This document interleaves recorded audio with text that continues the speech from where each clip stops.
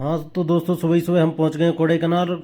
और कोडाईकनाल पहुंच के हम सीधे निकल जाते हैं घूमने के लिए। अपनी पहली डेस्टिनेशन कवर कर लेते हैं, कॉकर्स वॉक।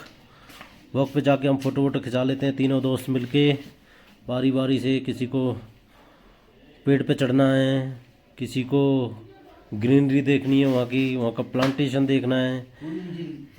फिर उसके बाद हम चले जाते हैं चाय पीने। चाय की शॉप पे हम चुस्कियाँ मारते हैं और बातें करते हैं, चर्चाएं करते हैं, कहाँ जाना है, कल किधर जाना है। तो सारी बातें क्लियर हो जाती हैं। उसके बाद हमें लग जाती है भूख, तो हम मंगा लेते हैं मिर्ची बड़ा। मिर्ची बड़े पे जो मसाला है वो बहुत ही टेस्टी था, बहुत ही ज़बरदस्त। उसके बाद ऑर्डर कर देते हैं हम मैगी। मैगी और मिर्ची बड़े का कॉम्बिनेशन बहुत ज़बरदस्त बना, बहुत ही टेस्टी एंड स्पाइसी भी। बहुत ज़्यादा स्वाद था यार। पहाड़ का जो क्लाइमेट होता है उस पर मैगी खाने का स्वाद अलग होता है।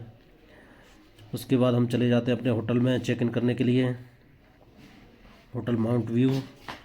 चेक इन करने के बाद हम जल्दी से रूम नंबर 202 में हमें रिसेप्शनिस्ट लेके जाता है।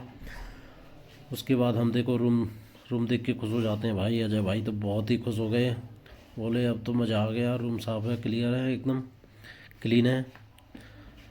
तो चलो, रूम तो अच्छा है फाइनली। उसके बाद हम जल्दी से रेडी हो जाते हैं। जब तक रेडी होके तैयार होके हम निकल पड़ते हैं अपनी दूसरी मंजिल की ओर।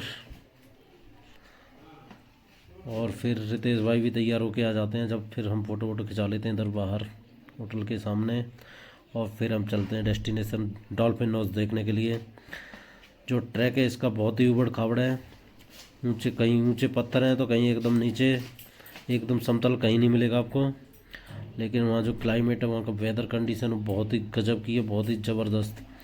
और यहाँ हमें एक छोटा से एरिया में पाइन फॉरेस्ट देखने को मिल जाता है। यहाँ काफ़ी सारे लोग फ़ोटो वोटो खिंचा रहे थे।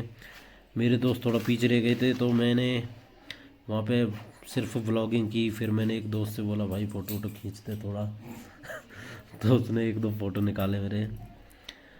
फिर मैं आगे बढ़ जाता हूँ। आगे रास्ता में कई छोटे छोटे वाटरफॉल मिल जाते हैं, वो क्लिप मैंने पीछे ऐड की है। तो फाइन फॉरेस्ट को देख के लगता है भाई साहब ये 100 फुट के पेड़ पता नहीं किस ज़माने के होंगे। और यहाँ पे कई जो हर्ब्स थी, जो देसी हर्ब्स हैं, कटेड़ी वगैरह, वो भी थी यहाँ पे। और बादल ऐसे छा रहे थे भाई साहब, इतनी तेज़ी से स्पीड से उनकी डेंसिटी बढ़ रही थी बहुत ज़्यादा।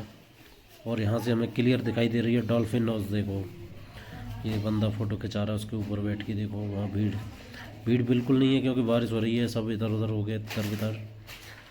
तो हम आगे चलते हैं और डॉल्फिन नोज के पास जाके हम फ़ोटो वोटो खिंचाएंगे। देखो ये आ गए हम डॉल्फिन नोज के पास।